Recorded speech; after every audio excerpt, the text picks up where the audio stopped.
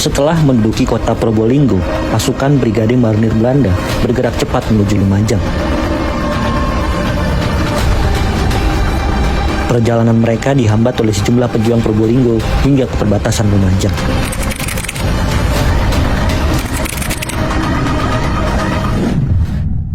Menjelang sore, pasukan Belanda sudah menguasai kawasan di sekitar jembatan Drangdang, perbatasan Lumajang dan Probolinggo. Beranjak malam, Camat Ranuyoso Cokrosuyono melintasi jembatan Drangdang untuk mengamati situasi. Naas, Cokrosuyono yang mengenakan seragam Front Pertahanan Kabupaten Lumajang ditangkap Belanda. Ia disiksa untuk mengorek informasi dan kemudian dibunuh. Jenazahnya diketemukan di sungai yang tidak berair dengan hanya memakai celana dalam. Perjalanan koloni tempur Belanda terhambat karena Cokrosuyono telah memerintahkan barisan pecok, tukang kayu, untuk menebang pohon-pohon besar yang ada di sekitar jalan Probolinggo ke arah Lumajang. Pasukan Belanda kemudian diserang oleh 2 regu kompi Suwandak, namun serangan itu tidak begitu berpengaruh. Pasukan Belanda yang didukung oleh tank-tank dan kendaraan panser mampu menerobos.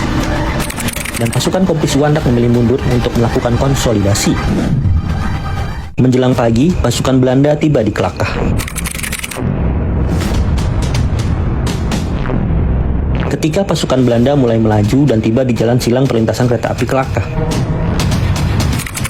mereka langsung dibombardir metalio ringan oleh Kompi Sukertio dengan kekuatan 1,5 regu.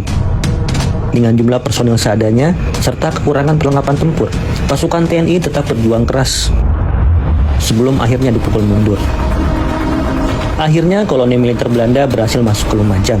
Mereka mengadakan konsolidasi di alun-alun Lumajang.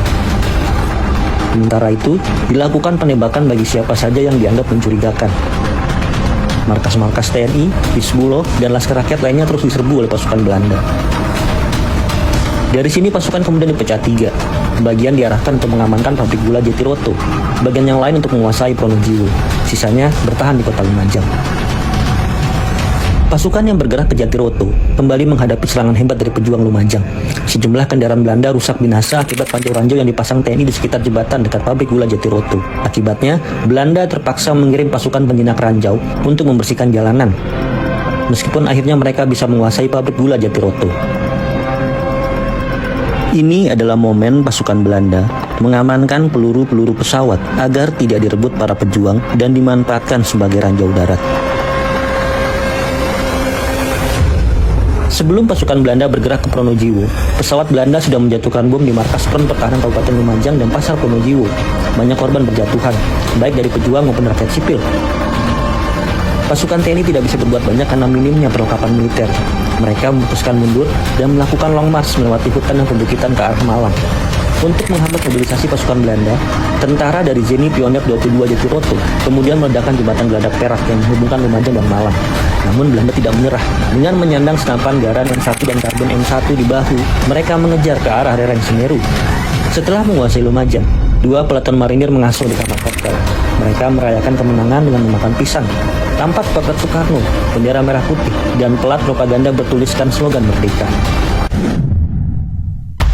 Setelah Lumajang jatuh, Kompi Sukertio mencoba mengkonsolidasikan kekuatan para pejuang Lumajang. Dalam beberapa hari, sudah terhimpun pasukan gerilya berjumlah sekitar 150 orang.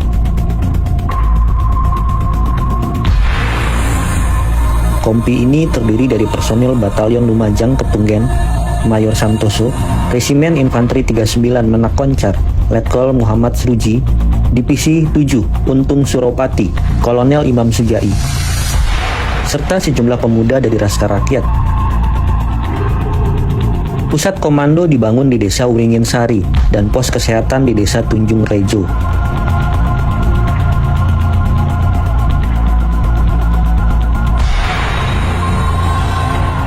Pada 29 Juli 1947, Kompi Sukertio dengan bantuan pasukan lain menyerang tangsi Belanda di Jatiroto dan merampas senjata mereka. Kira-kira 1 regu tentara Belanda tewas. Kemudian Belanda melakukan pembalasan dengan mengepung Rowokakung, namun tidak berhasil menangkap seorang pun pasukan gerilya. Pasukan Belanda yang marah kemudian menangkap sekitar 15 penduduk desa dan beberapa orang ditembak mati serta disiksa.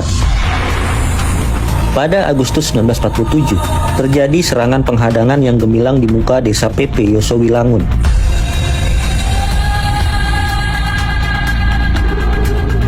Pasukan Belanda dipercundangi di sini. Konvoi tentara Belanda yang diperkuat dengan tank, panser, serta 16 truk pasukan yang bergerak dari kota Lumajang ke arah Jember digempur habis-habisan sekitar pukul 8 hingga 10 pagi.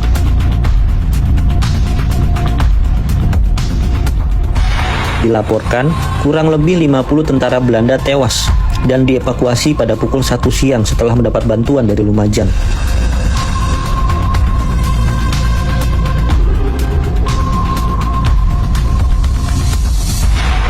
Setelah itu, Belanda memberikan serangan balasan ke desa PP. Mereka membombardir dengan peluru dan penembakan mortar. Akan tetapi, seluruh penduduk desa sudah mengungsi bersama Kompi ke Rewokakung. Baku tembak antara pejuang dan tentara Belanda mereda setelah dilakukan gencatan senjata menjelang dilaksanakannya perjanjian Renville. Setelah perjanjian Renville ditandatangani, semua pasukan TNI hijrah menuju daerah Republik menuju Malang, yaitu Kepanjen, Turen, Sedayu, Dampit. Tentara diangkut dengan truk-truk menuju Malang, melalui jalan raya melingkar jauh melalui Probolinggo, Pasuruan, Malang, dan Pakissaji. Pusat komando berada di Dampit dan Turen.